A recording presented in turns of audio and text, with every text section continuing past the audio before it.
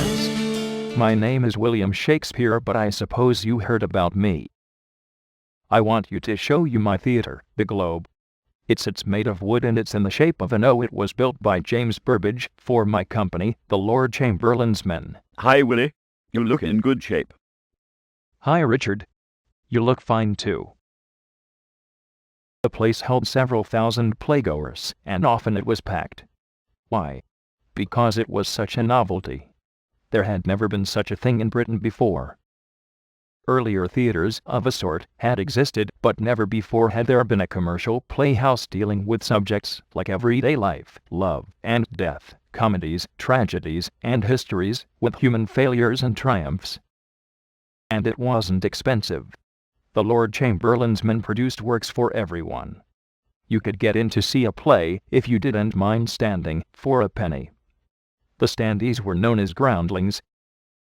The members of the audience would drop their coins into a box as they entered, hence the term box office. There could be as many as 500 for a performance, and they kept commenting all that was taking place on the stage. Vendors wandered through the crowd during the performance selling beer, apples, oranges, and nuts. Hazelnuts seemed to have been preferred. The Elizabethan playhouse, by the way, was painted in marvelous colors. The performances usually had no, or very little, scenery, but no one minded, because no one had ever seen a performance with scenery, so they didn't miss it. A key point to note about the Globe was its location. The theater, the plays, the actors were all regarded by right-thinking Londoners, as well as by the authorities, as not really respectable. So the place had to be outside the city proper. Now let's give a look of the theater architecture. Its shape was circular or octagonal, and inside there were 3 stories of roofed galleries looking down onto the stage. There was no roof over the yard, so the groundlings got wet when it rained.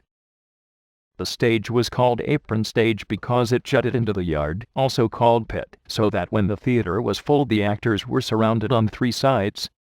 The stage was so small that no more than 12 actors could appear at the same time. The shadow or thatched roof protected the players from the rain. In front of the stage there was a trapdoor used for devilish apparitions and disappearances. The actors' tiring house was the place where the actors changed their costumes, and it was presumably located behind stage.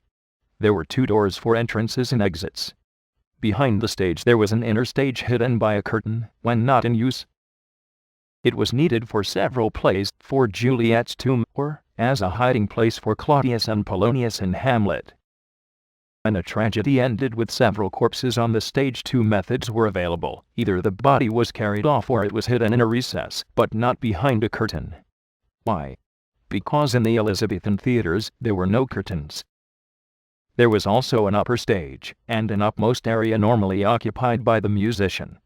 This is weird. When the play was in progress, a flag flew at the top of the roof of the theater with its emblem. There were no artificial lights in my theater.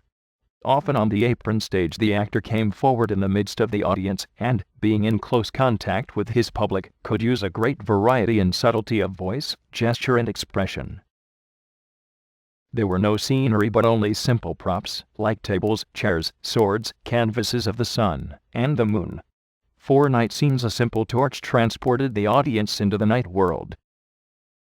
My only regret is there were no actresses in the Elizabethan theater, and so the parts of young women were acted by boys. Apart from this, it was fun to be part of an actor's company. But we were not only friends, we were all partners and shareholders of our acting company. That's why companies usually remain constant.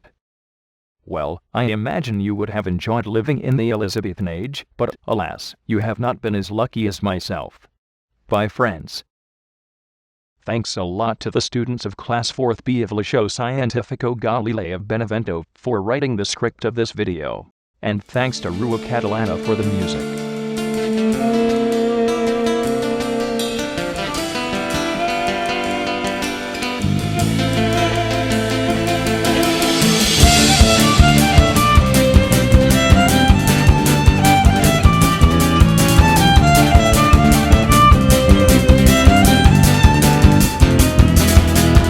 Rose appassite, un profumo invecchiato diffonde oltre il vetro opaco, e sterza ballando con le tormento.